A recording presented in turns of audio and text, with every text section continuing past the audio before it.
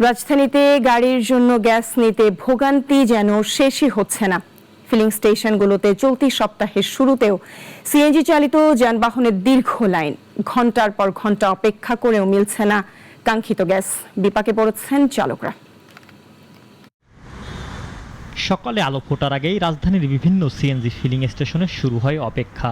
একের পর এক গাড়ির দীর্ঘ সারি। প্রায় প্রতিদিনই একই চিত্র।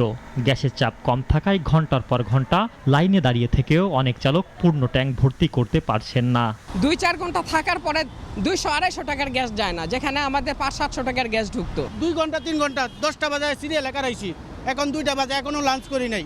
ওই 200 টাকার গ্যাস ঢুকে, তারপরে আর ঢুকে না। রাজধানীর অধিকাংশ সিএনজি ফিলিং স্টেশনে এখন এমন দৃশ্য, গ্যাসের জন্য দীর্ঘ লাইন আর অপেক্ষার প্রহর। গ্যাস সংকটে সবচেয়ে বেশি বিপাকে পড়েছেন সিএনজি, মাইক্রোবাস ও ব্যক্তিগত গাড়ি চালকেরা।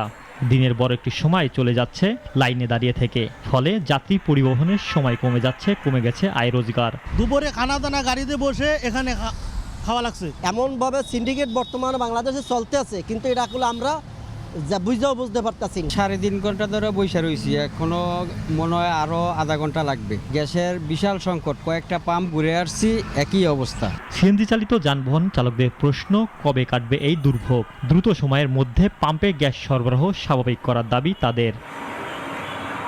ইমরান শেখ, নাগরিক, ঢাকা।